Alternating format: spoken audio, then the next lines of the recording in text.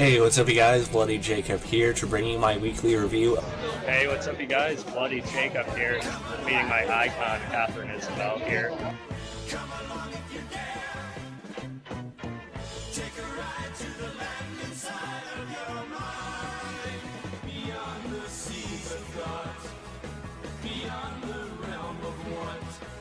Across the streams of hopes and dreams where things are really not. Come along if you can. Come along if you dare. Have a good one. Cheers, guys. Side of your mind, but please realize you'll probably be surprised.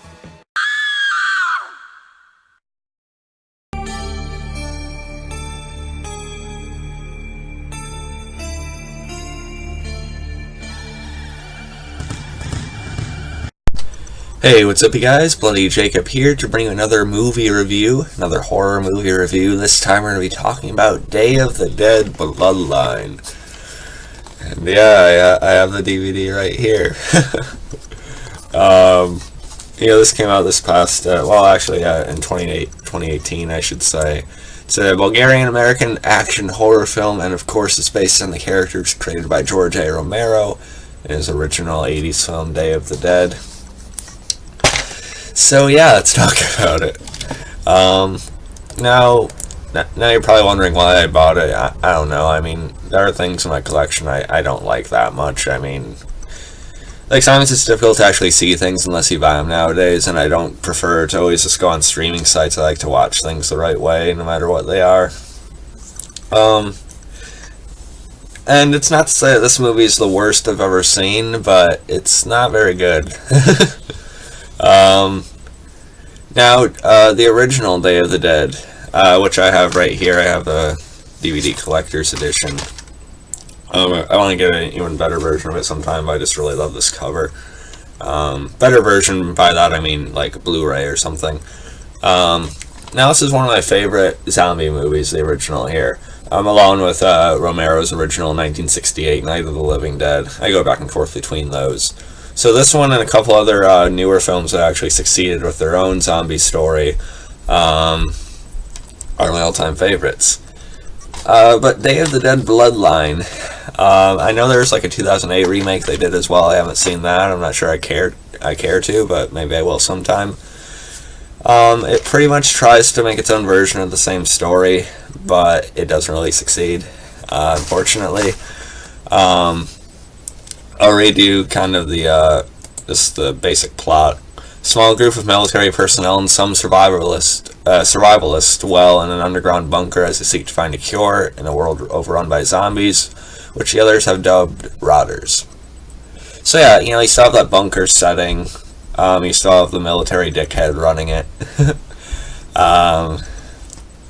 When this one's a little bit different in terms of our protagonists, I guess.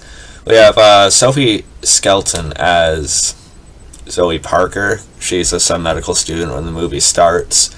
And she meets this guy named Max, played by Jonathan Skaich,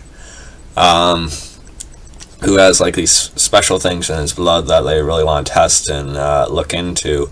But he's a creep, and he's he actually tries to rape Zoe. This is when the first rotter or zombie comes up and bites him, and then this whole epidemic chaos starts. So that's when that breaks out. Then we jump 5 years later, and Zoe's one of those who have survived and made it to the bunker, and now she's apparently a great doctor.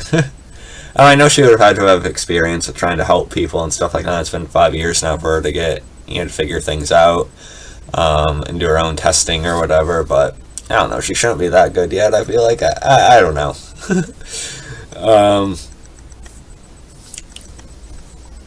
Yeah, so I'm not going to explain every part of the story in this one, but it just wasn't very good. And, like, by far the best thing, besides, like, Romero's general flair and things like that, was Bub, the zombie. He's one of the most memorable zombies in any film in history. Unless we have Max, who, because of what was in his blood, he survives but not really survives all the bites and everything, and then he still retains some of his intelligence. including his obsession with Zoe, so he's able to eventually track her and find her again.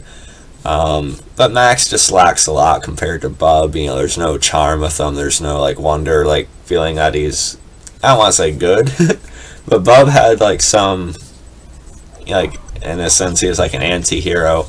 With Max, he's just like a creep turned into a zombie now, so it just makes him like another like typical horror movie villain in a way. I mean, yeah, he's smart, but you know, that's kind of it. And in the original, you had the scientist bond with Bub as he was getting Bub to recognize patterns and, you know, learn how to play, you know, certain little machines and stuff like that. But in this, he just automatically knows how to do everything. So there's that. They kind of removed all of that, I guess. So when and instead of you getting excited for Bub to get released and kill a military dick, that never really happens in this because Max is the like I said, there is still military dick, and there's a couple other characters. There's Baka, played by Marcus Vanko, who is sort of Zoe's love interest that she's been with since she's gotten to the bunker. And he's just very bland, you know, he's kind of your typical hot action movie guy, almost by definition. He has medium length hair and he's muscular and stuff like that. And he has a voice like this, so we can, I don't know. This felt very typical. I guess Jeff Gum, who played Miguel, his brother, the military dick in this version, he was okay. Although, like I said, there's a lot less payoff with him and Bub. They don't even really have a direct confrontation, despite, you know, Miguel being so hell-bent to just put him down in this too. There's no confrontation between him and Max, I mean. So it kind of lacks that. You have a little girl that Zoe's trying to take care of named Lily. She loses her mother, but when she does, it's not talked about for like a few scenes, and then she finally sees her mother as a zombie, and then, oh yeah. You know, that part was almost kind of touching, I guess. Also kind of funny because my girlfriend's name is Lily. And I guess Sophie Skelton, she gave a somewhat likable performance, although still not very good, I would say. You know, I felt like she was somewhat relatable. But all that is, you know, kind of saddled by, you know, the terrible dialogue, by the way, especially evident in the early part of the film. Just a lot of very basic dialogue that's delivered pretty flatly, especially when they're living the regular lives before stuff starts happening. Some of Zoe's friends are just awful.